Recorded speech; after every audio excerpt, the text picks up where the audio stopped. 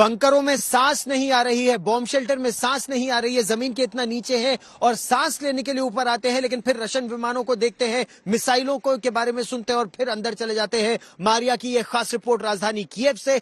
हम इस समय कीव से लगभग 14 घंटे की दूरी पर है, पूर्वी यूक्रेन के मारियोपोल इलाके में। यहां पर एक बड़े हमले की तैयारी अभी भी चल रही है और सेना की और टुकड़ियां अभी भी यहां पर आ रही हैं। यह मारियोपोल का रेलवे स्टेशन है, आमतौर से भरा रहता है लोगों से, लेकिन इस समय बिल्कुल सुनसान, क्योंकि केवल सेना की एक ट्रेन की अभी उम्मीद है लोगों को कि और ट्रेनें आएंगी यहां की रक्षा के लिए। यह तो हुई पहली बात। दूसरी बात, न केवल यहां मारियोपोल में बल्कि कीव में, या अगर हम खार्किव की बात करें, खार्किव से सुमी का जो रास्ता है वहां से खबर यह आ रही है इस समय। सुमी के जो गवर्नर है उन्होंने बताया कि रूस की सेना की एक टुकड़ी के साथ तो मुठभेड़ चल रही है इस समय, लेकिन बाकी 3-4 टुकड़ियां तेजी से पीछे से निकलते हुए कीव की तरफ बढ़ रही हैं। हमारे साथ कई सैन्य विशेषज्ञ इस खास बुलेटिन में हमारे साथ जुड़ रहे हैं। जिल कुलकर्णी, मैं आपसे यह जानना चाहूंगा, क्या यह बहुत स्टैंडर्ड टैक्टिक्स है जिसका रूस इस्तेमाल कर रहा है?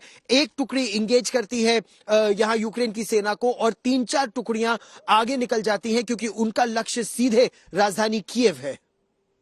बिल्कुल बिल्कुल गौरव, आप तो खुद ग्राउंड जीरो पर हैं। आप देखेंगे मल्टी प्रोंग अटैक्स है, एक जगह होल्ड हो रहा है, दूसरी जगह अटैक कर रहा है, टोटली कॉपी बुक अटैक हो रहा है। ऐसे इसमें यूक्रेन जो है कुछ भी नहीं कर सकता है। अगर यूक्रेन के करने की कोई काबिलियत होती तो अभी तक यूक्रेन पहले इसमें दिखाता, लेकिन जिस प्रकार से लगातार रूसी सेना आगे बढ़ती जा रही है, मुझे नहीं लगता है कि 96 घंटे मांगे हैं, 48 घंटे भी नहीं टिक सकता है। आप देखेंगे आज शाम तक ही कीव गिर जाएगा। खार्किव गया, मारियोपोल गया, आपका ओडेसा गया, तो ऐसे इसमें सुमी गया, तो ऐसे इसमें कहां यूक्रेनियन टिक जाएंगे? यूक्रेन के राष्ट्रपति बार बार ये कह रहे हैं कि हम अकेले हैं, हमारे साथ कोई खड़ा नहीं है, हम क्या कर सकते हैं? तो आप समझ सकते हैं कि किस तरह की एक तरह का हालत खस्ता हो रखी है यूक्रेनियन की, कि कुछ भी नहीं हो सकता। उसके अलावा यूक्रेन के अंदर भी रूसी बोलने वाले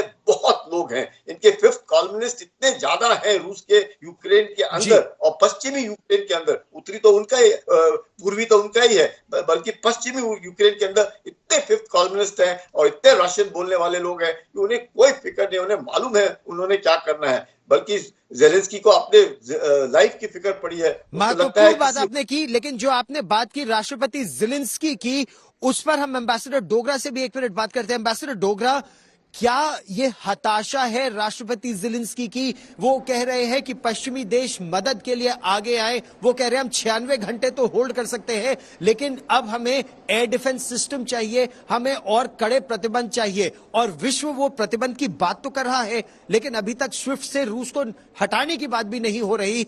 आप क्या इसमें एक बहुत बड़ा, जिसको अंग्रेजी में कहते हैं, has Ukraine been hung out to dry, क्या यूक्रेन को एक तरह से अकेले छोड़ दिया है पश्चिमी देशों ने?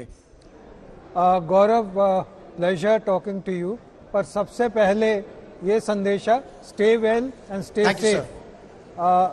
जहां तक आपका सवाल है, राष्ट्रपति का जो आज सुबह उन्होंने संदेश दिया राष्ट्र के नाम, अपने राष्ट्र के नाम, उसमें काफी हम लोग सोच विचार कर रहे थे और लग ऐसे रहा था कि ये राष्ट्रपति को कहना नहीं चाहिए था कि 96 घंटे 96 आवर्स ही है हमारे पास और रूसी फौजें उसके बाद आ जाएंगी, कीव को एंटर कर लेंगी और इन ए वे कि शायद कैप्चर कर लेंगी कुछ इम्पोर्टेंट जगह को। हो सकता है ये करें, रूसी फौजें करें, पर उनके संदेश का एक और भी मतलब हो सकता है कि एक तो अपने सिटीजन्स को प्रिपेयर करने का कि भाई ये रूसी फौजों का मंसूबा है, आप जो है अपनी जो रेजिस्टेंस है प्लान कर लें। दूसरा और ज्यादा इंपॉर्टेंट मैसेज था